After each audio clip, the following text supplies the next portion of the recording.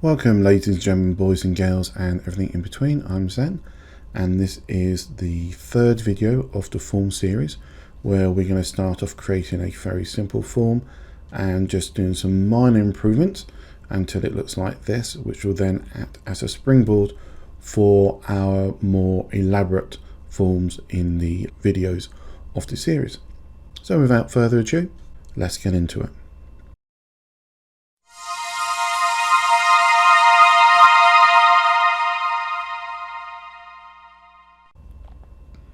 Okay, so before we actually move on, I think it's a very good idea to perhaps talk about what data we take from our visitors. Okay, in this current climate with the general data protection regulations in the EU, there's similar ones in the US. There's also laws about the age of the users that we're allowed to collect data from. In America, I know, for example, that's 13 if I remember correctly.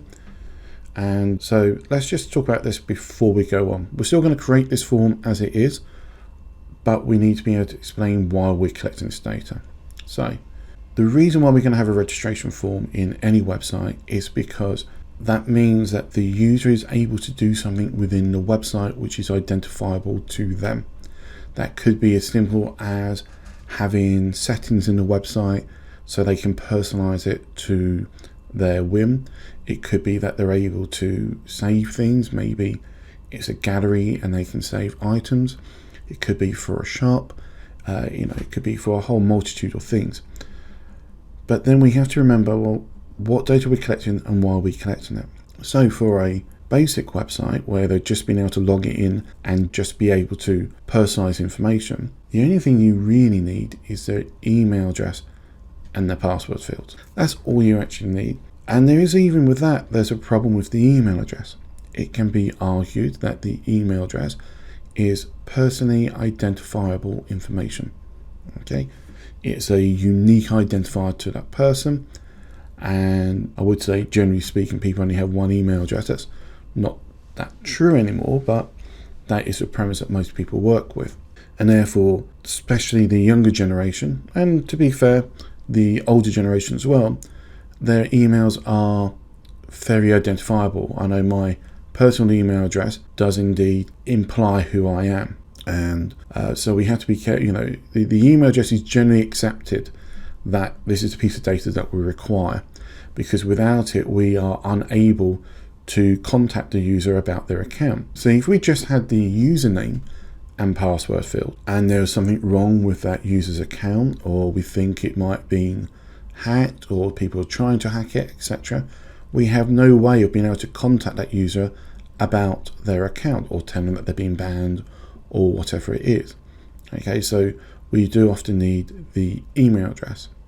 We'd perhaps have the username if there is a way that the user would be posting content within the website, or information about that user is being used that other people can see. So for example, if you had a game and you had a high score system, then having the username would be much better to be showing than their email address, because obviously then if we show them the email address, they're going to be getting spammed all the time.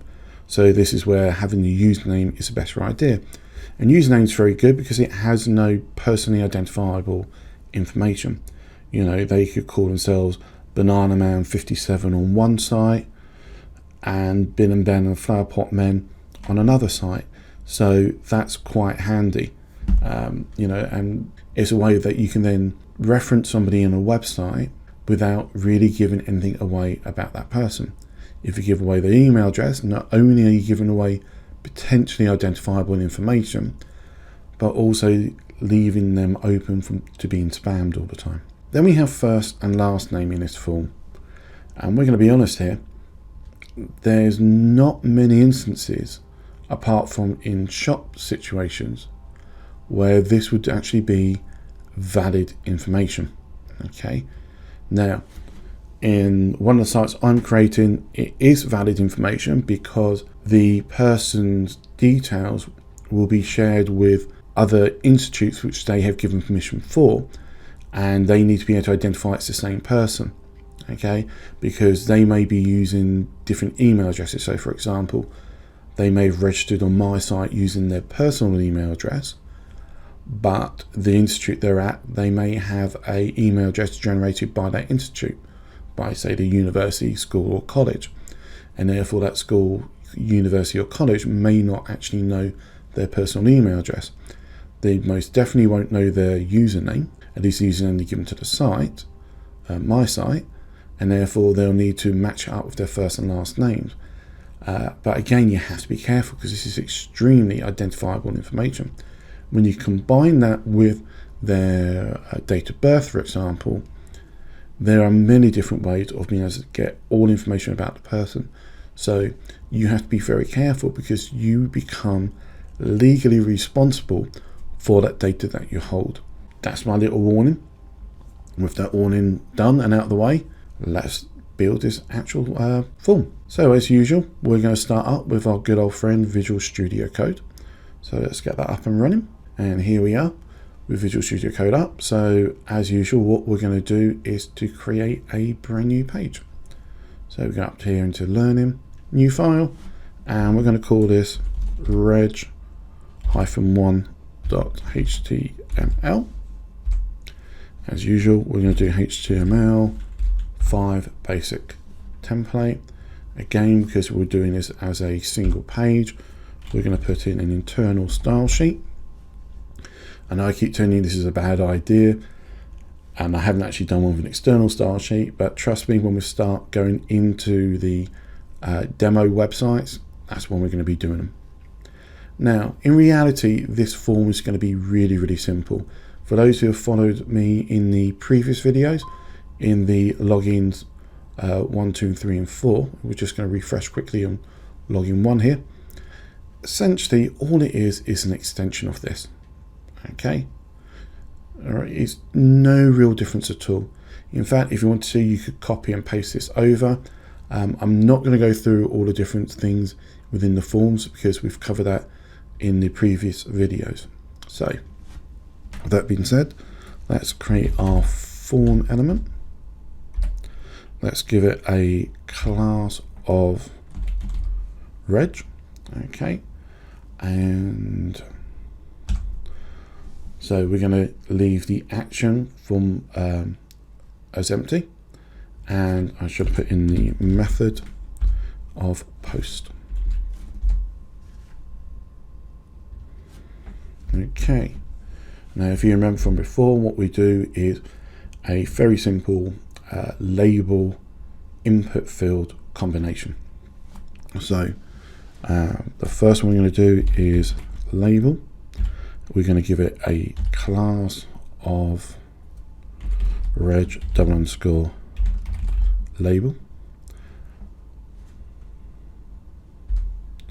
and it is for first. And then in here we're just going to put in first space name, and then of course that pairs up with the input field. So we're going to go input, and we want colon text because it's a text field, and it's going to have a class of reg_text. We're going to give it a ID of first, and then in the name icon we're going to give it first again. And again, to if you're unsure about what the name attribute's about, please see the previous videos which have it. And unfortunately this is going to be very repetitive, and because we're just going to do this for all the fields. So we've done labels, and this one is going to be again class reg label. It would help if I could spell, of course, just like I've gone American. And then for it's going to be last,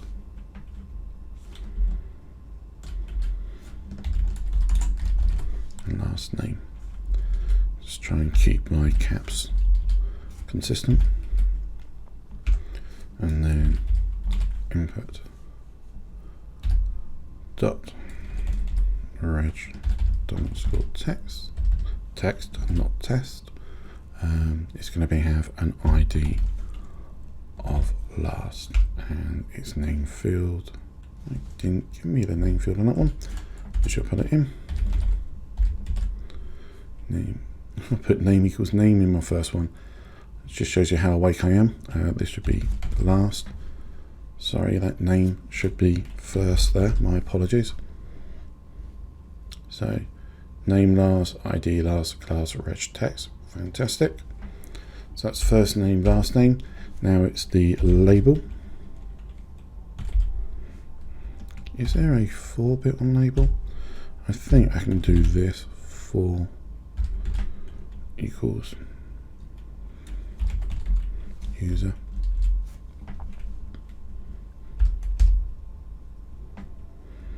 dot reg_label. Yep. And then it's going to be username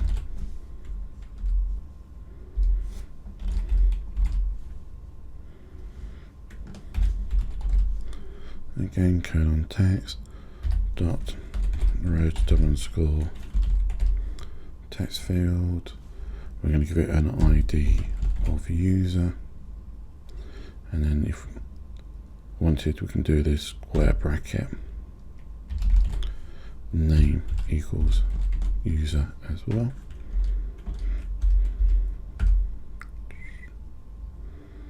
There we go, that looks all perfect. And then the next one we're going to have here will be the email address. So again, label, and then 4 equals email dot reg_label, and then email address. Now for this one though, the input will be email. Okay, there is a new type of I think it was in HTML5, a input type for email. So again, name will be called email, ID will be email, but still have a class of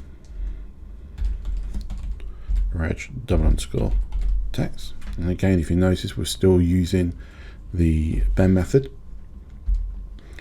And now we're coming up to the passwords. So we'll go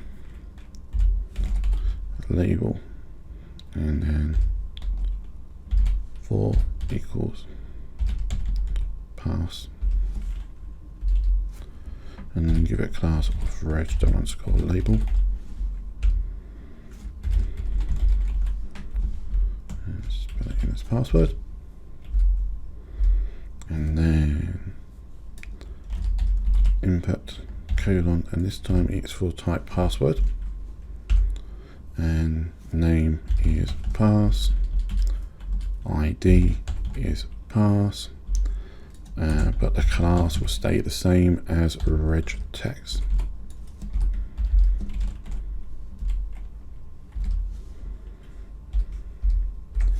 The next one is label for, I'm just going to call it pass2 dot with the reg_label.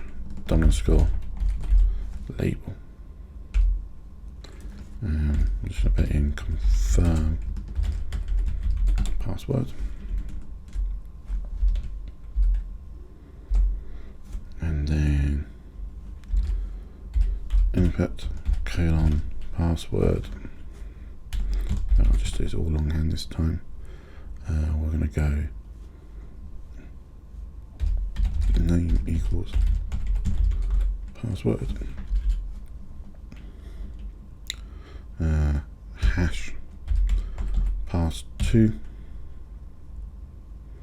Oops, I put name's password, I'm lying, that's pass2, my apologies, just seeing for you paying attention there. And again, a class is again reg_text.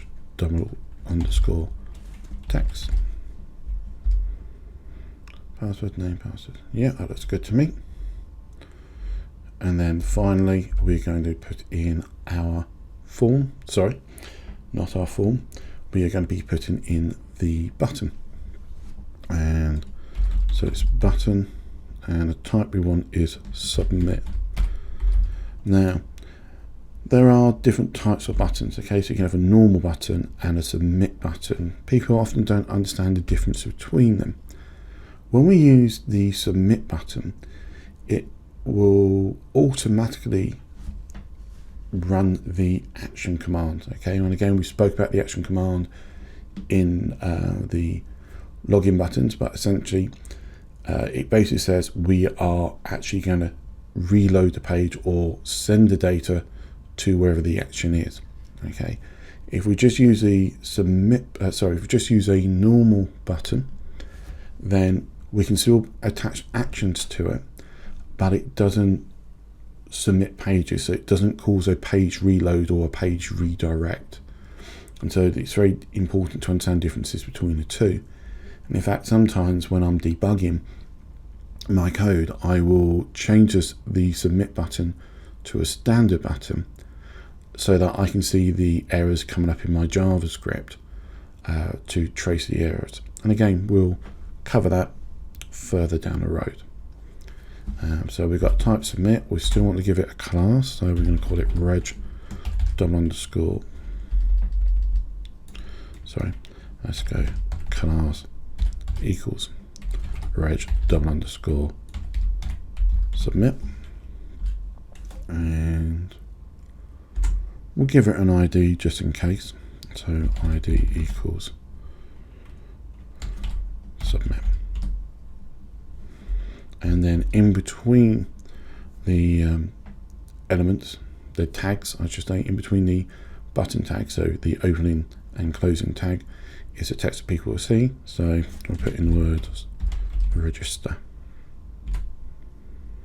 Now, when we save this and we view it on our page, so open with live server, so as we can see, it's all in one line, and that is because the labels are acting as inline elements, and you see they're as small as possible, whereas the input fields are acting as inline block elements, and consequently they're allowing other elements to be next to them, including the register button.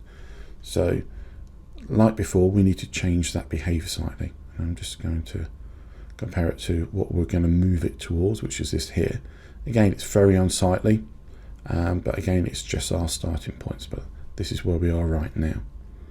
So the way we do that is we go back into our code, and actually it's extremely simple, because all we're going to do is put in BRs at the end of each input. There are other ways of doing it.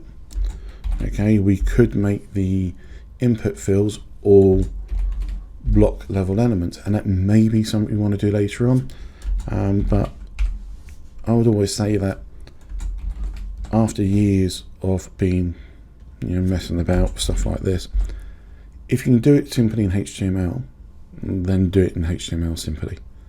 Yes, you can use the CSS to do it all, and it will still work just as well, but why make life difficult for yourself? Okay, so we save that, we bring the page back up, and there you go. So this is my one, this is the other one, and you can see they are essentially more or less the same. We just got some of the fields around in a different order. So what we're looking at now is trying to move it from this to something that looks a little bit like this. Okay, I probably won't get it exactly because I'm not looking at my original code, but it will give us an idea of how to get there. So first thing we notice is that the form is roughly in the center. In fact, I don't think it is roughly in the center. I think it is in the center of the page, at least in the horizontal axis. Okay, and that is actually quite easy to do. That is work done on the form element rather than the individual elements within that form. So the way that we do that is obviously with CSS and onto this class of reg. I've noticed actually I've not given my form an ID. I don't think I'm going to at the moment because there's no need to. So let's go for .reg, And what we're going to do first is, there are two ways that we could do this. The first one is to use position absolute and give it X and Y coordinates. But my guessing is, like I say, I've not actually looked at it, but my guessing is that if I resize this, yep, it's still staying in the center, more or less, okay? So to me, that is probably the width of the form. So my guessing is that we're using relative positioning with automatic margins. So in order for that to work, we actually need to have a width for our form. So we're going to go for width, and let's go for 400 pixels for the moment. Okay, we might make it bigger or smaller depending on how things go in a moment. Then with that information, we can go position relative, and then we use the magic margin technique. It's not really magic, but I think it's quite cool. So we check out the margins and we head it down from the top. So let's go for a top with about 50 pixels. Let's make right automatic, which is what we're after. The bottom, we'll take that as 0 pixels, and the left hand side we'll also make that auto for the system to center it automatically. So now we save that, we go back to the form. Whoops, I thought I'd done everything then. There we go, and you can see it is in the middle. And as we shrink this down, there you go. See, it stops here because this must be, I don't think it is 400 pixels, but that's what it's claiming. Let's have a look. If we go and press F12 and we click onto the form, there you go. You can see that blue area is the 400 pixels. Okay, the bit in, I don't know what that is, apricot. Let's go for apricot.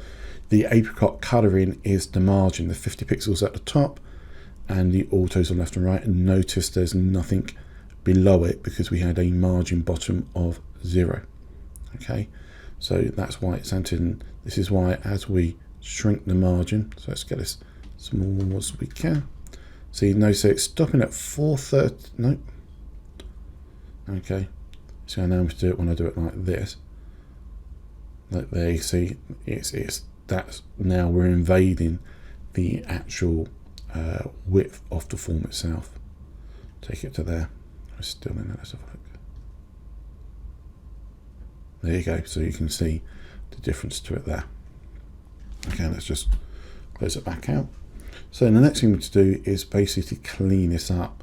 So we go from that to something like this, and we can see there's a couple of things. That first of all, these labels are all starting in the same place. Okay, and I think they are now on here, but they're right next up to it. So what that basically tells us is that there's a default width to our label. We don't know how big that is, but we can see it is put away, and at the moment the labels are left aligned, which is actually unusual for me because normally, just see on this one, yeah, see on this one here, they are right aligned, which is what I prefer. So let's just build that up. So let's go back to the code. So we've now got this at set width. Like I say, we might change it in a moment, we don't know. And so now we want to format all of our labels. So this is reg label. So we can do .reg _label. Let's first of all give them their width, and I'm just going to go for a width of, I'm going to make them 200 because we've got going to make them a bit smaller than actually. I'll explain why in a moment, because we're going to probably give our input fields, the reg text, the width of 200, but they've also got the what do you call them, the borders around them, which we added onto it. So we need to give them a little bit of space for that. So a width of 180 pixels, and let's just see if that is enough on its own. So let's just save that, and again I'm going to start doing this with a shared screen, so that's Windows left. Have I saved this? So width. Now the question is, why hasn't this worked? And if you remember, the reason why this hasn't worked is that labels are by default inline elements, and inline elements do not have width values. So we have to now change the display property from inline to inline block, and that will allow it to share the same line as the input fields, but also to have its own defined width. So display and inline block, and we save that, and now we see that big change. You can see it's only a small change, but it does make a rather large difference. It suddenly looks a lot tidier when we compare that to this one where it's all, you know, jiggly pickety and looks just very nasty. At least here we've got some level of order. When we compare it back to what we're trying to get to, which is this one here, we can see that the main difference now is the height of these fields, okay? And that is really simple to sort out because it is just a height property. So we go into here, and this time say it is the height property of our input labels, which is reg text is the class. So dot reg underscore text, and we're just going to give it a height. Let's have a look. Let's see what 20 pixels look like first. Okay, the other one's a bit bigger, so let's try it at 30. And I would say that looks like a good match. Yeah. And you can see my ones are quite shorter than this one here. Now, as we can see, you know, this is in a different position, this form, and that's fine. That's probably down to the form width in the registration, but like I say, I'm not really too worried about that. It's just getting a general idea. But it does look like we want to make these a bit longer, so we can do width. Let's just see what happens when we set them up at 200 pixels. Yeah, they're a bit longer. Okay, and the next thing we want to do, you can see there's a little gap here. Now that's only a small gap. It gets a lot bigger in this one here. So we'll just add a tiny gap for now. And we do that by using a margin bottom. And at the moment, I'm just going to give it 5 pixels because it doesn't really matter too much. It's just to give it some level of separation. And you can see that even the labels move along with it as well, which is nice. And then when we compare it, we can see the final change we need to do here is this registration button. Okay, because at the moment ours is over on the left hand side. Now we saw that in this one as well, it's wider. We can make ours wider as well, that's not a problem. First thing we need to do is to check its class, which is reg submit.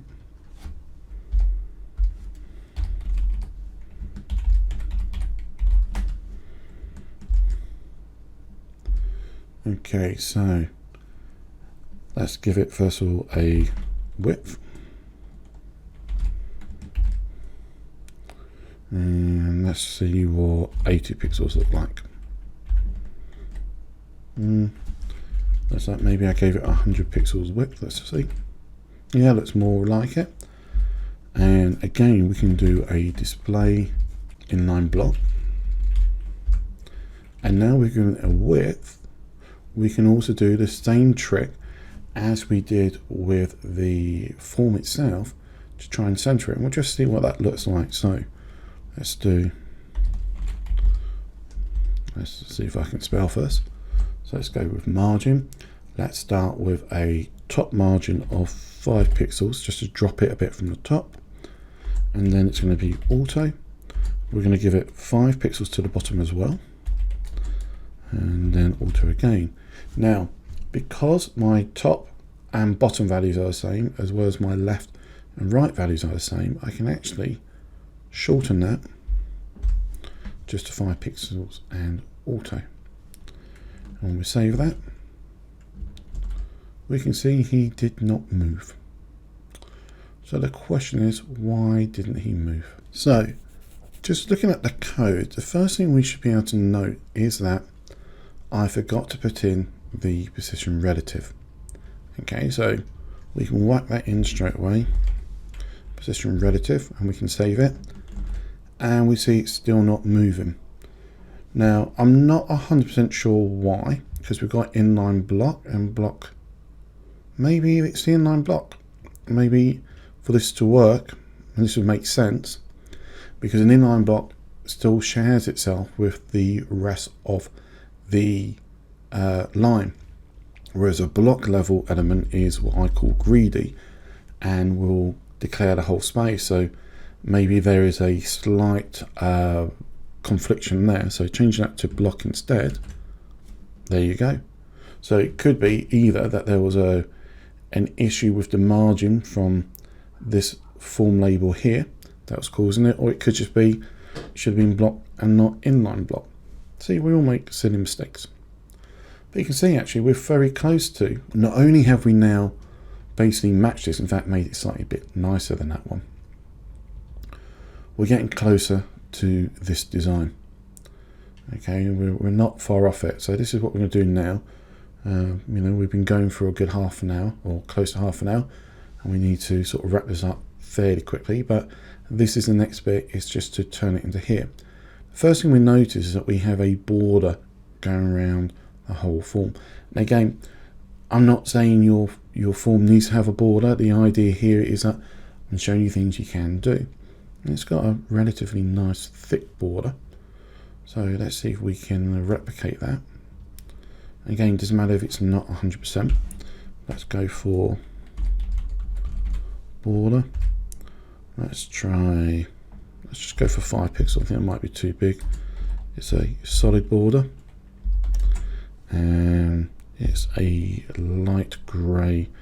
Let's try 3 A's. Let's see if that's right. Control S to save that. It's actually a little bit dark, that one, so let's try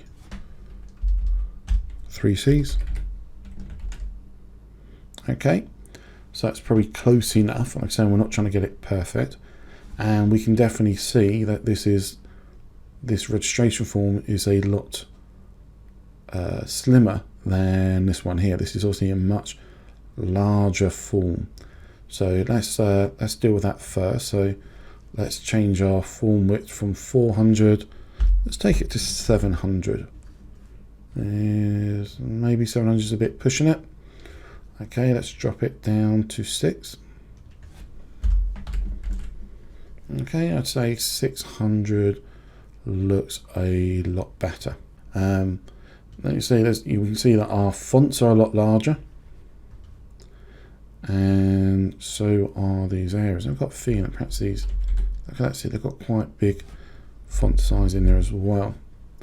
Now, there will be a whole video on fonts and a few other bits and pieces.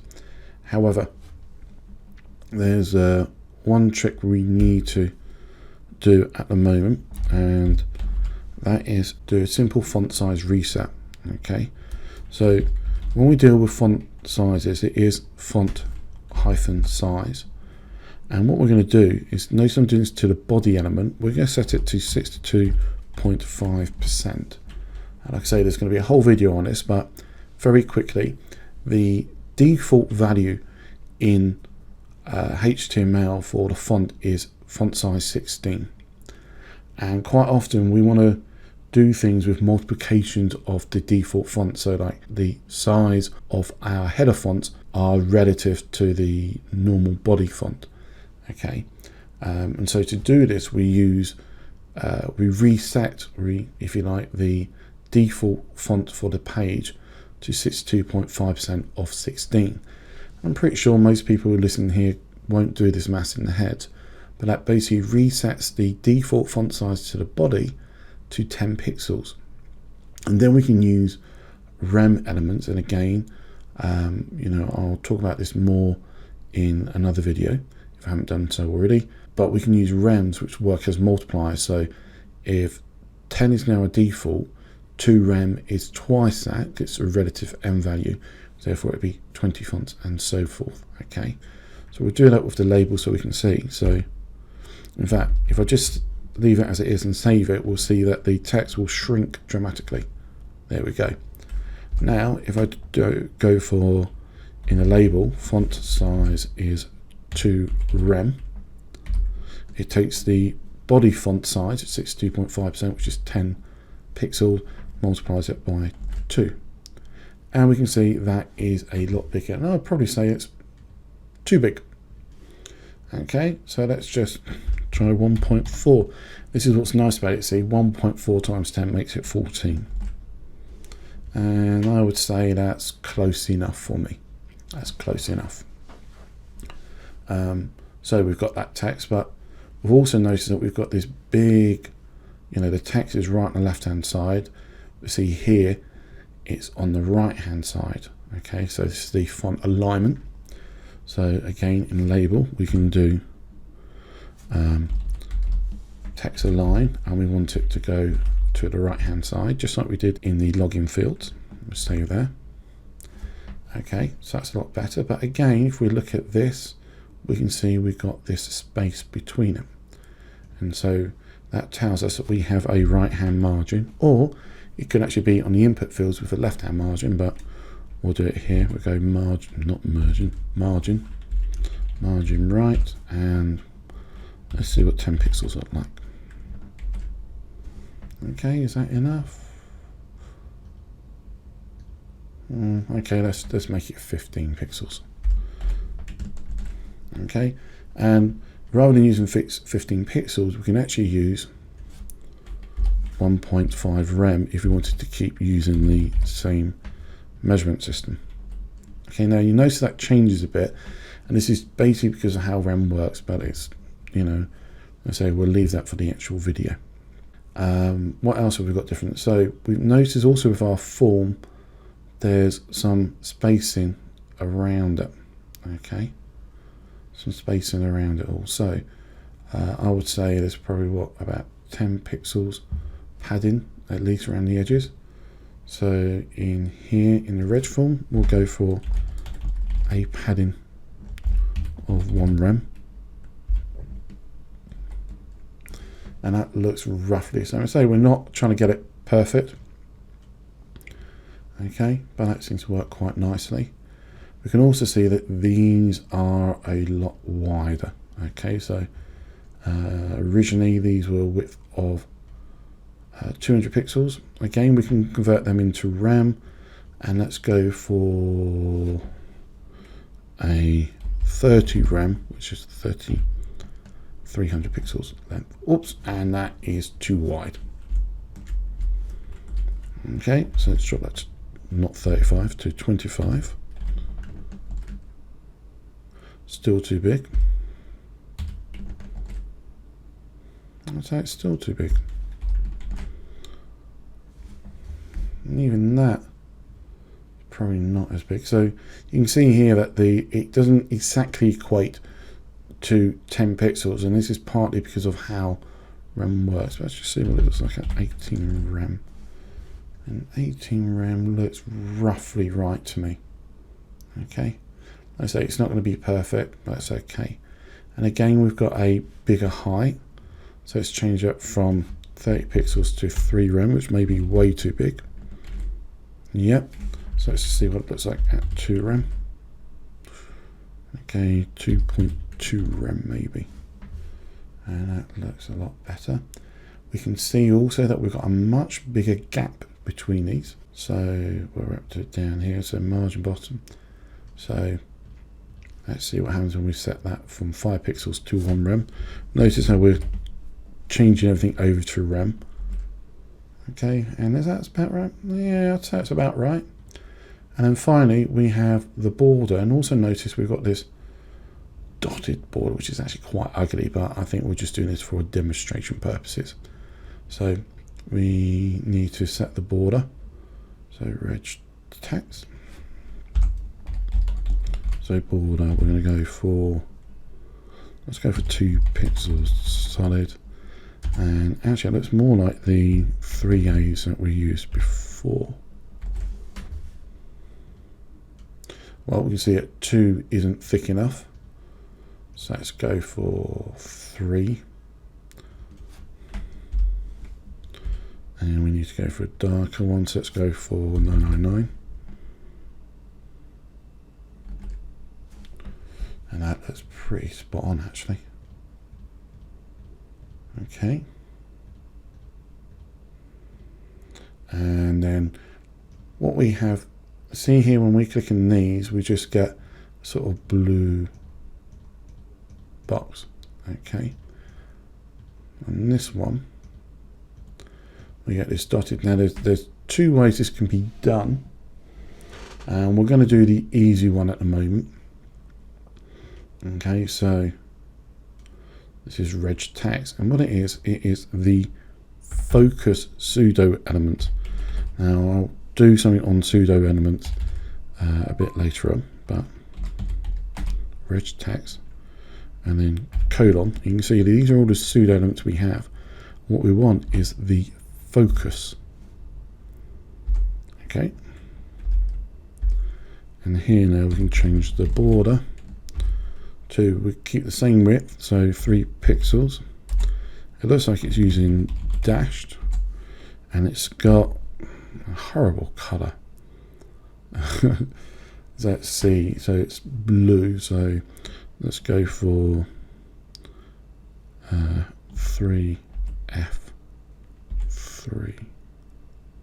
RG, oh no, 33F. No, that's actually not a bad color, that one.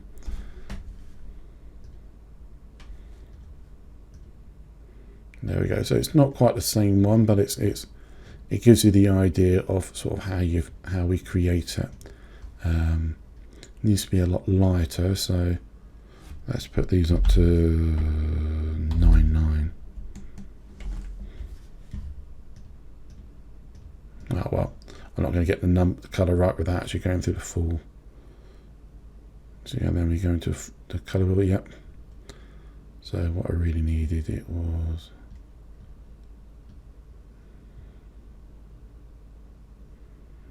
You can spend hours messing about with your colors. Let's go with that one.